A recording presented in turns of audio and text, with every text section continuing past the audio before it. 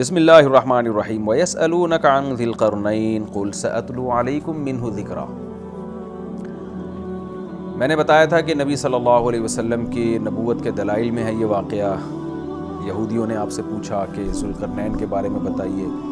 ذوالقرنین وہ تھے جن کی تاریخ مسخ ہو چکی تھی، ایک بادشاہ تھے جنہوں نے پوری دنیا کو فتح کیا اور اللہ کے دین کو دنیا میں غالب کیا۔ پیغمبر تھے یا ولی اللہ تھے، راجہ یہی ہے کہ پیغمبر نہیں تھے، لیکن اگر پیغمبر تھے تو ہمارا ایمان ہے، ہم تمام پیغمبروں پہ ایمان لاتے ہیں۔ بعض ایسے ہیں جن کے بارے میں قرآن نے بتا دیا کہ یہ اللہ کے پیغمبر تھے، بعض ایسے ہیں جن کے بارے میں قرآن نے مبہم رکھا۔ تو ان کی وجہ تسمیہ میں نے بتا دی تھی کہ ان کو قرن کہتے ہیں، سینگ کو، کنارے کو، تو زمین کے دونوں کناروں کو فتح کیا انہوں نے۔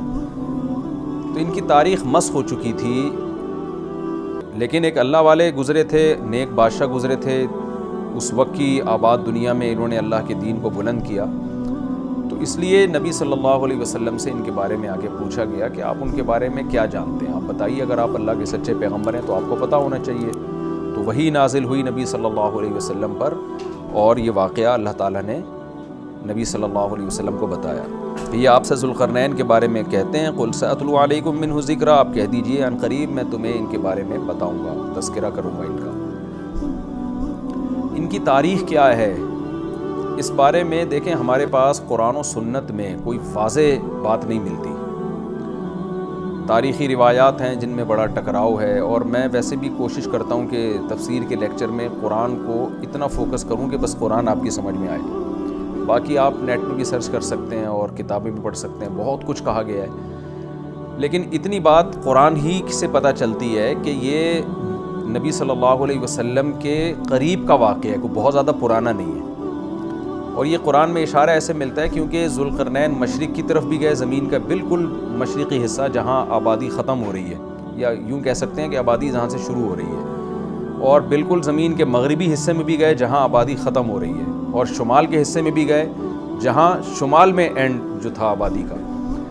تو اس سے پتہ اور جنوب جو تھا نا، اس کا تذکرہ نہیں ہے یہاں، ساؤتھ کا تذکرہ نہیں ہے۔ وجہ اس کی یہ ہے کہ جنوب میں دنیا میں بہت بعد میں آبادی ہوئی ہے۔ ابھی بھی آپ دیکھ لیں، جنوبی ممالک جو آتے ہیں، آسٹریلیا ہے، یا جو ایکویٹر کے اس طرف جو بھی علاقے ہیں لیفٹ سائڈ پہ، یعنی اگر آپ مشرق سے مغرب کی طرف رخ کر کے کھڑے ہوتے ہیں تو ایکویٹر کے جو لیفٹ سائڈ پہ علاقے ہیں وہ افریقہ اور آسٹریلیا۔ تو افریقہ میں بھی آبادی بھی اب بھی بہت کم ہے، تو ایسا معلوم ہوتا ہے کہ اس وقت ساؤتھ میں آبادی تھی نہیں، تبھی ذوالقرنین مشرق کی طرف گئے ہیں، اور ویسٹ کے انتہا میں گئے، اور ساؤتھ کی طرف گئے ہیں۔ تو یہ تین جگہیں جہاں دنیا آباد تھی، اور پہلے آبادی دنیا میں یہی ہوئی ہے۔ آسٹریلیا تو میرا خیال ہے دریافت بھی بہت بعد میں ہوا ہے۔ تو ان ملکوں میں ذوالقرنین نہیں گئے، لیکن یہ ان جگہوں پہ ذوالقرنین نہیں گئے، یعنی تین جگہوں پہ بہت زیادہ آبادی تھی اس وقت۔ تو یہ آبادی کا ہونا اس کی علامت ہے کہ یہ کوئی بہت زیادہ پرانا تاریخی واقعہ نہیں ہے کہ جس وقت دنیا کے مخصوص علاقوں میں آبادی تھی۔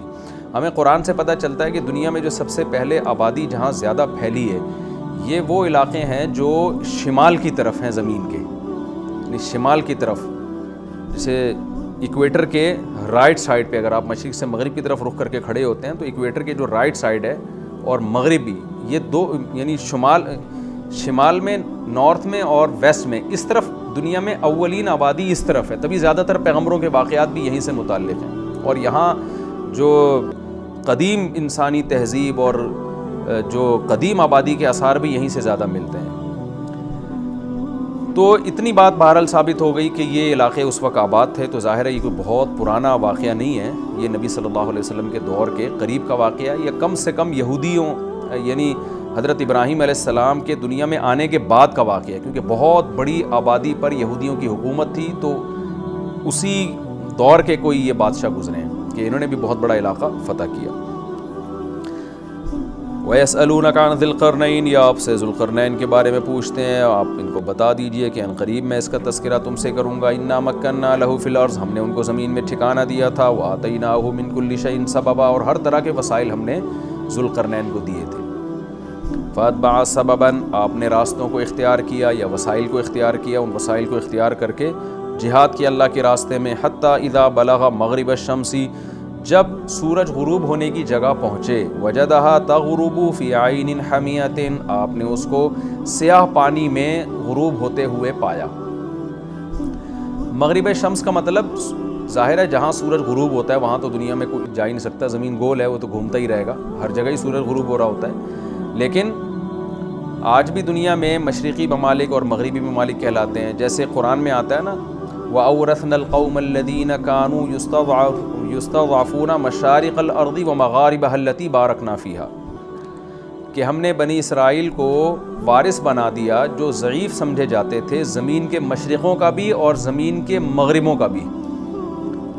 تو مشرقوں اور مغربوں سے کیا مراد ہے؟ وہ آبادی جو ایسٹ کی طرف ہے اور وہ آبادی جو ویسٹ کی طرف ہے، تو یہ مطلب ہے مشرق اور مغرب کا۔ تو قرآن کے مشرق سے یہی مراد ہوتا ہے کہ وہ آبادی جو ایسٹ کی طرف، آج جس کو ایسٹ کہتے ہیں، اور وہ آبادی جو ویسٹ کی طرف۔ تو سورج کے غروب ہونے کی جگہ کا مطلب کیا؟ مطلب وہ آباد علاقہ، آخری علاقہ جہاں سورج غروب ہو جاتا ہے۔ جب ہم زمین کے بیچ میں کھڑے ہوتے ہیں تو وہ ویسٹ کا علاقہ جہاں اس کے بعد پھر آبادی نہیں ہے، تو یہ مغرب الشمس سے مراد ہے۔ وجدہا تغرب فی عین حمیہ، یعنی آپ تو علاقے فتح کرتے چلے جا رہے تھے، تو جہاں آبادی بالکل ختم ہو گئی تو آپ نے سورج کو پایا، محسوس کیا کہ وہ عین چشمے کو بھی کہتے ہیں اور مطلق پانی کو بھی کہتے ہیں، سمندر کو بھی کہتے ہیں۔ اصل اطلاق تو اس کا چشمے پر ہوتا ہے، لیکن اس کا عربی لغت میں ہی ہر طرح کے پانی پر بھی اس کا اطلاق ہوتا ہے۔ تو زیادہ تر مفسرین اس طرف گئے ہیں کہ اس سے مراد ہے سمندر، یعنی سمندر میں ڈوبتا ہوا پایا۔ مطلب یہ کہ آگے آبادی ختم ہو رہی تھی اور آپ مزید آگے جا نہیں سکے، تو آپ نے اس کو حمآ سے نکلا ہے۔ حمآ عربی میں کوئلے کو کہتے ہیں، گرم کوئلہ جو نا سیاہ، تو حمیہ سیاہی والا، یعنی سیاہی والا پانی۔ تو اس سیاہی والے پانی سے بلیک کلر بھی مراد ہو سکتا ہے، یہ کیچڑ پہ بھی اس کا اطلاق ہوتا ہے، کیونکہ کیچڑ مٹی کے ساتھ جب ملا ہوا ہوتا ہے نا تو وہ بھی پانی سیاہ نظر آتا ہے۔ اور اس سے مراد یہ بھی، سیاہ کا اطلاق عربی میں جو بھی گہرا کلر ہوگا نا اس کو بھی عربی میں سودا کہا جاتا ہے، اسود کہا جاتا ہے، تو اس پر بھی اطلاق ہو سکتا ہے۔ خلاصہ یہ نکلے گا کہ جب وہ پانی میں سورج ڈوب رہا تھا تو وہ پانی کا رنگ گہرا تھا۔ اب اس کی بہت ساری تفسیریں کی گئی ہیں کہ کیا مراد ہے اس سے، واللہ عالم۔ یہ تو جب کوئی مغربی علاقوں میں جائے، وہاں کھڑے ہو کر ریسرچ کرے اور وہاں ڈوبتا ہوا دیکھے تو پتہ چلے گا۔ بہرحال انسان کو ایسا ہی لگتا ہے جب وہ سمندر کے کنارے کھڑا ہوتا ہے تو وہ پانی سمندر میں ڈوب رہا ہوتا ہے۔ اب دیکھیں یہاں بعض لوگوں نے قرآن پہ اعتراض کیا ہے کہ سورج تو پانی میں نہیں ڈوبتا، سورج تو گول ہی گھومتا رہتا ہے۔ تو قرآن نے یہ نہیں کہا کہ سورج پانی میں ڈوب رہا تھا، بلکہ قرآن نے کیا وجدہا، ذوالقرنین نے پایا ایسا، ذوالقرنین کو ایسا لگا کہ پانی میں ڈوب رہا ہے۔ تو یہ میں سمجھتا ہوں خود قرآن کی صداقت کی دلیل ہے کہ اس وقت دنیا یہ سمجھتی تھی کہ سورج کوئی خاص جگہ ہے جہاں جا کے غائب ہو جاتا ہے اور پھر مشرق سے طلوع ہوتا ہے، کسی جگہ سے نکل رہا ہوتا ہے۔ اس وقت دنیا، جب اسلام دنیا میں آیا تو اتنی زیادہ، خاص طور پہ عرب کے بدوؤں کے پاس، عربوں کے پاس اتنی نالج نہیں تھی کہ زمین گول ہے اور سورج اسی طرح چکر لگائے چلا جا رہا ہے۔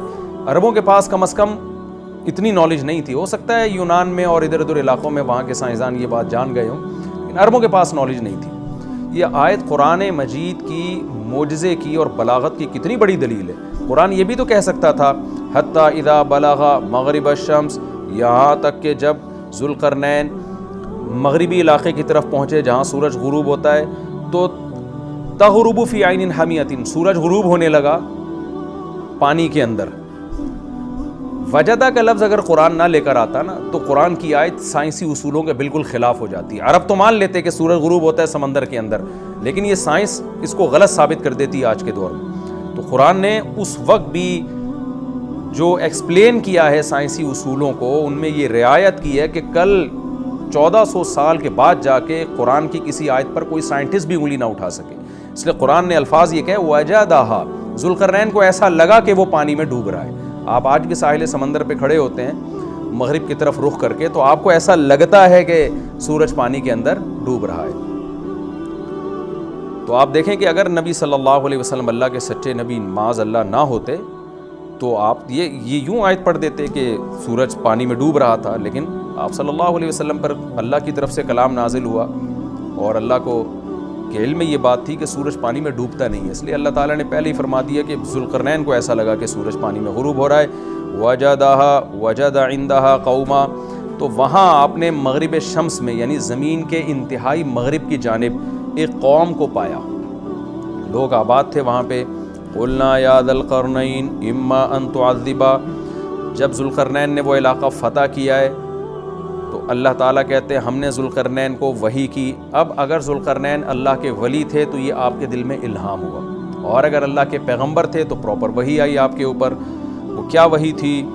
ہم نے ذوالقرنین سے کہا، یا بعض علماء نے یہ بھی کہا ہے کہ اس وقت کے پیغمبر کو حکم ہی یہی تھا کہ اپنے امتیوں کو بتا دیں کہ اس طرح سے جہاد ہوگا کہ آپ جب کسی علاقے کو پکڑیں گے تو آپ کے پاس یہ آپشن ہوگا کہ چاہے ان کو قتل کر دیں چاہے ان کو چھوڑ دیں۔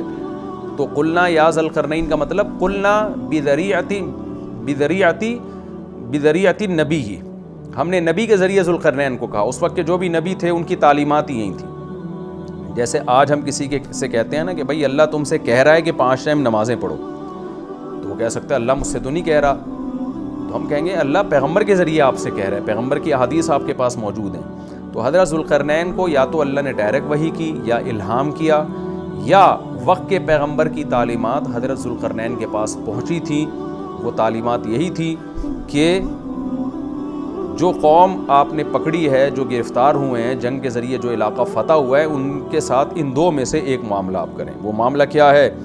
اما ان تعذبا، اے ذوالقرنین یا تو ان کو عذاب دے، و اما ان تتخذ فیہم حسنا، یا آپ کے پاس یہ بھی آپشن ہے کہ آپ ان میں کے ساتھ اچھا سلوک کریں، ان کو چھوڑ دیں۔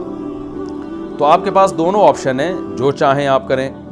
قال اما من ظلم فسوف نعذبه، حضرت ذوالقرنین نے فرمایا جو ان میں ظالم ہوگا ہم اس کو سزا دیں گے۔ ثم يرد الى ربه، پھر وہ لوٹایا جائے گا اپنے رب کی طرف آخرت میں، فيعذبه عذابا نکرا، تو اللہ تعالیٰ بھی اس کو بہت سخت عذاب دے گا آخرت کے دن۔ وَأَمَّا مَنْ آمَنَ وَعَمِلَ صَالِحًا، اور ان میں جو ایمان لے آیا اور نیک اعمال کیے، فَلَهُ جَزَاءً الْحُسْنَى، اس کے لیے اچھا بدلہ ہے۔ وَسَنَقُولُ لَهُ مِنْ أَمْرِنَا يُسْرًا، اور ہم ان قریب اس کے لیے اچھا معاملہ کریں گے، اس کو اور نوازیں گے ہم۔ دیکھیں دنیا میں جہاد جب بھی ہوتا ہے نا، چاہے یہودیوں نے کیا ہو، چاہے عیسائیوں نے کیا ہو، چاہے مسلمانوں نے کیا ہو، تو جہاد کی 2 قسمیں ہیں، ایک دفاعی جہاد کہلاتا ہے اور ایک اقدامی جہاد کہلاتا ہے۔ دفاعی جہاد کا مطلب یہ ہوتا ہے کہ کسی قوم نے آپ پہ حملہ کیا تو ظاہر ہے آپ نے دفاع کرنا ہے، جیسے تیسے ممکن ہو اپنا ڈیفینس کرنا ہے۔ اس جہاد کو ساری دنیا جائز سمجھتی ہے، آپ کا ذاتی حق سمجھتی ہے۔ ایک جہاد وہ ہوتا ہے جو اقدام کرنا۔ اقدام کا مطلب یہ ہوتا ہے کہ اللہ تعالیٰ نے پیغمبروں کو دنیا میں بھیجا، نوح علیہ السلام کو، صالح علیہ السلام کو۔ ان پیغمبروں کو حکم یہ تھا کہ آپ نے صرف دعوت دینی ہے، آپ نے تلوار نہیں اٹھانی، اس دعوت کے پیچھے تلوار نہیں ہے۔ تو جو ایمان لے آئے، نہیں لے کر آئے، اللہ اس کو خود نمٹے گا قیامت کے دن۔ جیسے نوح علیہ السلام 950 سال دعوت دیتے رہے، 40-50 لوگ ایمان لے کر آئے، باقیوں کو اللہ نے تباہ کر دیا۔ صالح علیہ السلام دعوت دیتے رہے، شعیب علیہ السلام دعوت دیتے رہے، اور ہود علیہ السلام دعوت دیتے رہے، ابراہیم علیہ السلام دعوت دیتے رہے، لوط علیہ السلام دعوت دیتے رہے۔ ان تمام پیغمبروں کی دعوت کے پیچھے تلوار نہیں تھی۔ حضرت موسیٰ علیہ السلام بھی دعوت دیتے رہے، اس کے پیچھے بھی تلوار نہیں تھی، لیکن جب فرعون تباہ برباد ہو گیا، غرق ہو گیا، پھر موسیٰ علیہ السلام کے پاس ایک ریاست آئی چھوٹی سی، پھر موسیٰ علیہ السلام کو اللہ نے حکم دیا کہ اب آپ تلوار لے کے جہاد کریں۔ تو ہم پچھلی امتوں میں دیکھتے ہیں جہاد کا حکم ہمیں نہیں ملتا، لیکن ہم موسیٰ علیہ السلام اس قرآن میں اگر ہم دیکھتے ہیں تو موسیٰ علیہ السلام کے دور سے ہمیں لگتا ہے کہ باقاعدہ تلوار کا تذکرہ ملتا ہے کہ اللہ تعالیٰ نے حضرت موسیٰ کو حکم دیا کہ اپنی قوم کو کہیں کہ قوم عمالقہ پہ آپ جا کے لڑائی کریں۔ پھر مشہور واقعہ ہے کہ یہودیوں نے کہا کہ ہم سے نہیں لڑا جاتا، جس پہ ان کو سزا ملی ہے، اور وادی عتیق میں 40 سال وہ دھکے کھاتے رہے۔ تو وہاں قوم عمالقہ نے کوئی حملہ نہیں کیا تھا موسیٰ علیہ السلام پر، بلکہ موسیٰ علیہ السلام کو خود حکم تھا کہ آپ نے ان کے اوپر حملہ کرنا ہے۔ اس کے بعد جو سلیمان علیہ السلام کی تاریخ ہے، داؤد علیہ السلام کی تاریخ ہے، یہاں اسٹیٹ تھی اور باقاعدہ یہاں سے حملے ہوتے رہے ہیں دوسری ریاستوں پر، جس کی وجہ سے یہودیوں کی ایک بہت بڑی ریاست دنیا میں قائم ہو گئی۔ تو یہ کہلاتا ہے اقدامی جہاد۔ اس کا فلسفہ یہ ہے کہ یہ زمین اللہ کی ہے، تو اللہ تعالیٰ صرف انسانوں سے یہ مطالبہ نہیں کرتے کہ جو ایمان لانا چاہے لے آئے، جو نہ لانا چاہے اس کو اپنے حال پہ چھوڑ دو. ٹھیک ہے، زبردستی کسی کو مسلمان نہیں بنایا جائے گا، لیکن زمین پر جو نظام چلے گا وہ اللہ کا چلے گا نظام. تو اس نظام کو قائم کرنے کے لیے تلوار اٹھانے کا حکم ہے. تو یہ یہود میں بھی رہا ہے، عیسائیوں میں بھی رہا ہے. اب پچھلی امتوں میں کیوں نہیں تھا؟ وجہ اس کی بار بار میں بتاتا رہتا ہوں کہ اللہ تعالیٰ نے اس دنیا کو جوڑا ہے اسباب کے ساتھ. اگر ہم قرآن کا مطالعہ کرتے ہیں، پچھلی امتوں میں جو اقدامی جہاد نہیں رہا اس کی وجہ یہ تھی کہ اہل اسلام بہت کمزور تھے، وہ لڑ نہیں سکتے تھے. نوح علیہ السلام کے دور میں 40-50 لوگ مسلمان ہوئے ہیں، وہ ہزاروں کا مقابلہ نہیں کر سکتے تھے. لہذا ان کو حکم دیا گیا کہ بس آپ نے دعوت دینی ہے، دعوت دینی ہے. نوح علیہ السلام 950 سال دن میں بھی رات میں بھی پکارتے رہے. صالح علیہ السلام کے ساتھ بہت تھوڑے لوگ ایمان لائے، ہود علیہ السلام کے ساتھ بہت تھوڑے لوگ، لوط علیہ السلام کے ساتھ بہت تھوڑے لوگ، ابراہیم علیہ السلام کے ساتھ تو 2-4 کے علاوہ آپ کی 2 ازواج تھیں اور آپ کے بھانجے. ان کے علاوہ ہمیں نہیں پتہ چلتا کہ کوئی اور شخص تیسرا بھی ایمان لے کر آیا. تو آپ نے ہی ہجرت کر کے علاقہ ہی چھوڑ دیا. تو یوسف علیہ السلام کا بھی ایسا ہوا کہ جب مصر میں گئے ہیں تو بہت تھوڑی تعداد میں بنی اسرائیل تھے، وہ مصریوں سے لڑ نہیں سکتے تھے. لیکن جب موسیٰ علیہ السلام کے دور میں بنی اسرائیل کو نجات ملی ہے، اچھا پھر موسیٰ علیہ السلام کو بھی حکم نہیں تھا کہ فرعون کے خلاف تلوار اٹھائیں. ظاہر ہے گراؤنڈ ریئلٹی یہ کہہ رہی تھی کہ ایسا ہو نہیں سکتا کہ ایک قوم جو غلام بنی ہوئی ہے اور اس کے پاس اپنے ظلم سے بچنے کے لیے وسائل نہیں ہیں، وہ ایک مضبوط ریاست کے خلاف خروج کیسے کر سکتی ہے. لہذا وہاں بھی اللہ نے اپنی طاقت اور قدرت سے فرعون کو تباہ و برباد کر دیا. اب جو بنی اسرائیل بچے نا ظلم سے آزاد ہوئے، اب ان کے پاس ایک چھوٹی سی اسٹیٹ آ گئی. اب ان کو حکم ہوا کہ اب تم نے زمین پر اللہ کا نظام نافذ کرنا ہے. تو یہاں بہت سے لوگ اعتراض کرتے ہیں کہ بھئی یہ اسلام کس بات کا حکم دے رہا ہے، کہ یا قرآن کس بات کا حکم دے رہا ہے پیغمبروں کو کہ جی تلوار اٹھائیں اور زمین پر اللہ کے نظام کو نافذ کریں. تو اس کو خوب اچھی طرح سمجھیں کہ زمین پر کوئی بھی نظام جب نافذ ہوتا ہے نا اس کے پیچھے تلوار ہی ہوتی ہے. چاہے جمہوری نظام ہو، چاہے وہ آمرانہ نظام ہو، جتنے بھی دنیا میں اس وقت بھی سسٹم چل رہے ہیں وہ سب تلوار کے زور سے ہی نافذ کیے گئے. تلوار کا مطلب زبردستی نافذ کیے گئے ہیں. اس میں ہر ایک سے اس کی رائے نہیں لی جاتی کہ آپ یہ چاہتے ہیں کہ نہیں چاہتے ہیں. مثال کے طور پر اس جمہوری نظام کو یہ آپ دیکھ لیں، اکثریت کے ساتھ اگر کوئی جیتتا ہے تو جو اس کے حزب اختلاف میں لوگ ہوتے ہیں وہ جیتنے والے کو وزیر اعظم مانے یا نہ مانے، سسٹم کہتا ہے کہ آپ کو ماننا پڑے گا. تو یہ بھی تو تلوار ہی ہے نا. تو تلوار کے پیچھے 2 چیزیں ہونی چاہیے. اگر وہ تلوار غلط نظام کو دنیا میں نافذ کرنے کے لیے چلائی جا رہی ہے تو وہ غلط ہوگی، اگر وہ صحیح بات کے لیے چلائی جا رہی ہے تو وہ تلوار ٹھیک ہوگی.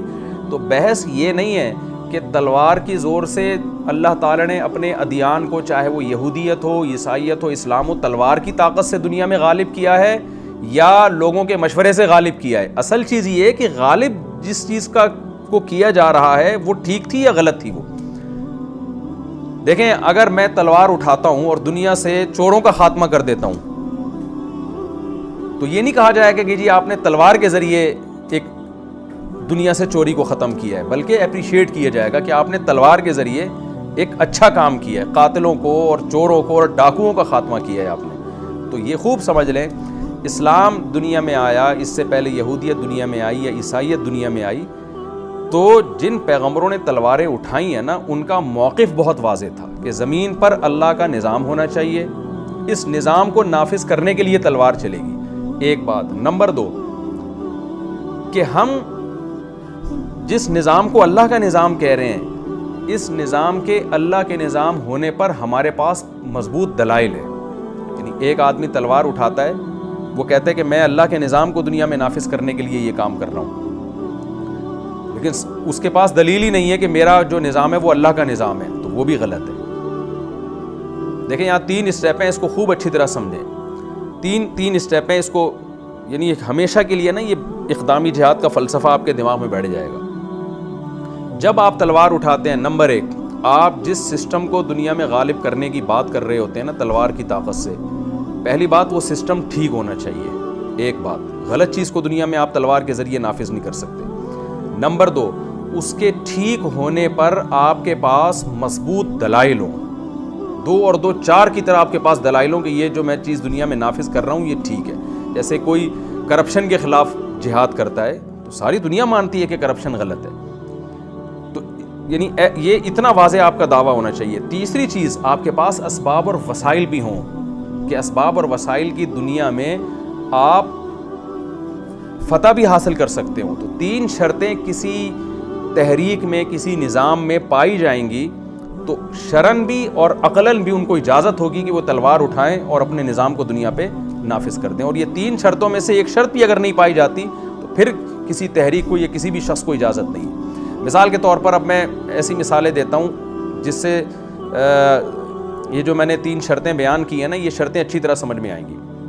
ایک آدمی تلوار اٹھاتا ہے، ایک تحریک چلاتا ہے. جیسے ہٹلر نے تلوار اٹھائی تھی، وہ بھی اقدامی لڑائی کر رہا تھا. اس نے تلوار اٹھائی کہ جی میں پوری دنیا میں کا کنٹرول اپنے ہاتھ میں لینا چاہتا ہوں. لیکن تلوار اس نے اٹھائی اس بیس پہ وہ چاہتا تھا کہ جرمن کو پوری دنیا کا حاکم بنا دے. اس سے جب پوچھا گیا کہ بھئی آپ جرمن قوم کو پوری دنیا کا حاکم کیوں بنانا چاہتے ہیں، اس نے دلیل دی کہ جرمن قوم دنیا کا بہترین دماغ رکھتی ہے اور دنیا کا لیڈر بننے کی سب سے بڑی جرمن قوم میں صلاحیت ہے. یہ دلیل بھی غلط تھی، اور جس چیز کو دنیا میں، جس ہدف کو لے کے وہ دنیا میں اس نے تلوار چلائی، وہ ہدف بھی غلط تھا. ایک شرط ہو سکتا ہے پائی جاتی ہو، اس نے کہا ہوگا کہ میرے پاس اتنے وسائل ہیں، اتنی طاقت ہے، اتنا اسلحہ ہے، ایسی منظم فوج ہے کہ میں دنیا پہ غلبہ پا سکتا ہوں. اس میں 2 رائے ہو سکتی ہیں کہ ہٹلر کے پاس اتنی مضبوط فوج تھی یا نہیں تھی. ہم مان لیتے ہیں کہ جی اس کے پاس اتنی مضبوط آرمی تھی، اتنے وسائل تھے کہ وہ دنیا میں غلبہ حاصل کر سکتا تھا. لیکن پچھلی 2 شرطیں یہاں مفقود ہو رہی ہیں کہ آپ جس چیز کو دنیا میں نافذ کر رہے ہو، اس کی آپ کے پاس برحق ہونے کی کیا دلیل؟ آپ یہ تو قوم کی جنگ ہے، آپ ایک قوم کو دنیا کا امام بنانا چاہتے ہو.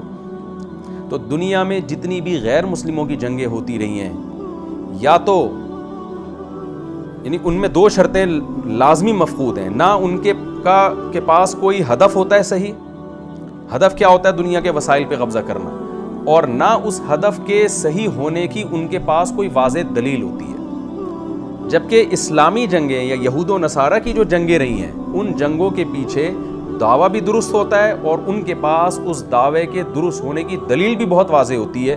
تیسری شرط میں اختلاف ہو سکتا ہے کہ آپ کے پاس پاور ہے یا نہیں. تو جتنی بھی جنگیں دنیا میں ہوئی ہیں، جو مذہب کے نام پہ جنگیں ہوئی ہیں، اگر ان جنگوں میں مذہب ٹھیک تھا اور جو مذہب کے نام پہ جنگ کرنے والے لوگ تھے ان کے پاس اپنے مذہب کے برحق ہونے کے دلائل بھی 2 اور 2 4 کی طرح بالکل واضح تھے، اور ان کے پاس اتنی طاقت بھی تھی کہ لڑائی کے بعد فساد برائے فساد نہیں ہوگا بلکہ وہ علاقوں پہ قبضہ کر لیں گے، تو پھر ایسی جنگ ان کے لیے بالکل جائز تھی. دنیا میں کوئی عقل مند اس کو غلط نہیں کہہ سکتا.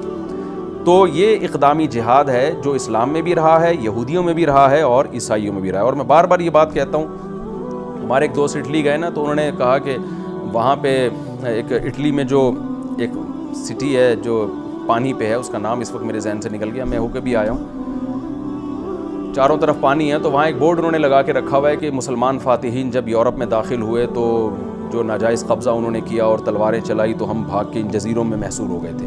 تو میرے دوست نے مجھے اٹلی سے فون کیا کہ یہ دو مسلمان فاتحین کے بارے میں اس طرح کے بورڈز پہ یہاں چیزیں لکھی ہوئی ہیں. میں نے ان سے کہا کہ ان سے آپ یہ کہنا کہ یورپ جو عیسائیوں کے ہاتھ میں آیا نا، تو وہ بھی فاتحین ہی آئے تھے، وہاں پہ یہودیوں کو بھگایا تھا ان فاتحین نے.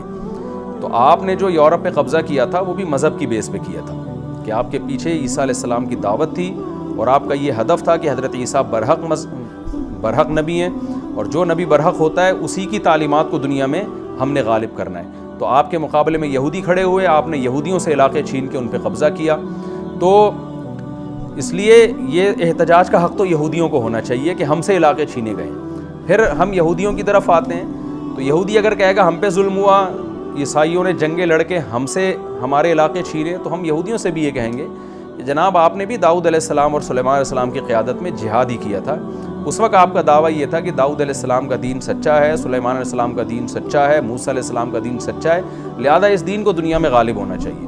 اور آپ کے پاس اس کے برحق ہونے کے دلائل بھی تھے اور آپ کے پاس طاقت بھی تھی اور یہ مذہب بھی واقعی برحق تھا، لہذا آپ کا حق تھا کہ آپ دنیا پہ حکومت کریں. تو آپ نے حکومت کی. تو اب یہی دعویٰ پھر اسلام کا بھی دعویٰ ہے کہ محمد صلی اللہ علیہ وسلم برحق نبی ہیں، اور مسلمانوں کے پاس آپ صلی اللہ علیہ وسلم کے نبی ہونے کے اور اسلام کے سچے ہونے کے 2 اور 2 4 کی طرح واضح روشن دلائل بھی ہیں، اور مسلمانوں کے پاس پاور بھی تھی لڑنے کی. 100% پاور کا ہونا تو ضروری نہیں ہے، آدھی پاور بھی ہو تو قرآن نے مدد کا وعدہ کیا ہے، تو جذبہ بھی تھا، تو اسی جذبے کے تحت اگر مسلمانوں نے آپ کے علاقوں پہ قبضہ کر لیا تو کوئی نیا کام نہیں ہوا ہے، وہی کام ہوا ہے جو یہودی پہلے مشرکین کے خلاف کرتے رہے، پھر عیسائی یہودیوں کے خلاف کرتے رہے، اور اس کے بعد مسلمان فاتحین پھر دونوں کے خلاف کرتے رہے ہیں، کوئی اچھمبے کی بات نہیں ہے۔ تو یہ دنیا کا رواج بھی ہے اور عقل بھی اسی کو درست کہتی ہے۔ اور پھر ہم جو مشرکین ہیں، جو اقدامی جہاد کے قائل نہیں ہیں، جو بت پرست ہیں، ان کی بھی ماضی اگر تاریخیں اٹھا کے دیکھیں تو ان کے پاس بھی آج جتنے علاقے ہیں وہ بھی سارے تلوار کی طاقت سے ہی انہوں نے فتح کی ہے۔ یہ تو جمہوری نظام دنیا میں اب آیا ہے، پہلے تلواریں ہی چلتی نہیں ہیں۔ محمد بن قاسم کے بارے میں کہا جاتا ہے نا کہ یہ علاقہ تو راجہ داہر کا تھا، محمد بن قاسم نے وہاں سے آ کے سندھ پہ حملہ کر کے جبراً سندھ کو فتح کر کے اسلام میں اور اسلامی ریاست میں داخل کیا، تو یہ تو اصل میں تو ہندوؤں کا تھا اور راجہ داہر کا تھا۔ تو وہاں بھی ہے کہ راجہ داہر کون سا الیکشن کے ذریعے آیا تھا، راجہ داہر بھی تلوار کی طاقت سے ہی اس نے ان علاقوں پہ قبضہ کیا تھا۔ تو تلوار ہی کی طاقت سے دنیا میں حکومتیں ہمیشہ قائم ہوئی ہیں۔ یہ تو ایک دفعہ جب قائم ہو گئیں تو بڑی جنگوں سے روکنے کے لیے پھر آپس میں ان کے ایگریمنٹ ہوئے ہیں کہ ہم ایک دوسرے کے خلاف لڑیں گے نہیں۔ تو یہ میں نے پوری جو لمبی چوڑی تقریر کی ہے نا آپ کے سامنے، یہ اسلام کے اقدامی جہاد کو سمجھانے کے لیے۔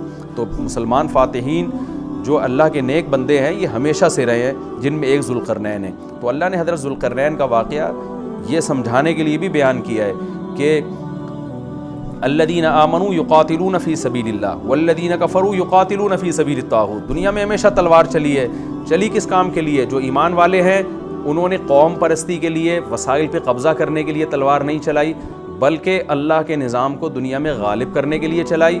والذین کفروا یقاتلون فی سبیل الطاغوت، اور جو خدا کو نہیں ماننے والے انہوں نے بھی تلواریں چلائی ہیں لیکن شیطانی نظام کو دنیا میں نافذ کرنے کے لیے۔ تو ذوالقرنین کا واقعہ بھی جو اصل سبق ہمیں اس سے ملتا ہے وہ یہ ملتا ہے کہ اللہ کے نیک بندوں نے تلواریں اٹھائی ہیں اور دنیا میں اللہ کے نظام کو نافذ کیا ہے۔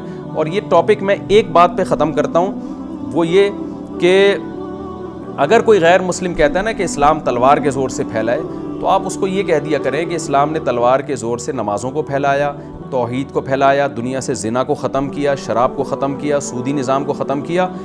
تم نے جو تلوار چلائی ہے، تم نے دنیا کو زنا سے بھر دیا، تم نے دنیا میں شراب کو عام کر دیا، تم نے ماں باپ کے لیے اولڈ ہاؤس بنا کے اولڈ ہاؤس میں جمع کرنے کے کلچر کو پروموٹ کیا۔ تو تلوار دنیا میں ہر جگہ چلی ہے۔ مسلمان کی تلوار سے رشتہ داری جوڑنے کا نظام پیدا ہوا اور پاک دامنی کا نظام پیدا ہوا، ایک خدا کی عبادت پہ لوگ آئے، اور کفر کی تلوار سے دنیا میں بے غیرتی اور بے حیائی پھیلی ہے، جو آج ساری دنیا اپنی آنکھوں سے دیکھ رہی ہے، خودکشیاں پھیلی ہیں۔ تو تلوار تو دونوں نے چلائی ہے لیکن تلوار سے نافذ کیا گیا ہے، اس کو دیکھنا پڑے گا۔ تو یہ حضرت ذوالقرنین کے واقعے سے بھی ہمیں سبق ملتا ہے کہ آپ نے بھی تلوار تو دنیا میں سارے فاتحین تلوار ہی چلاتے رہے ہیں۔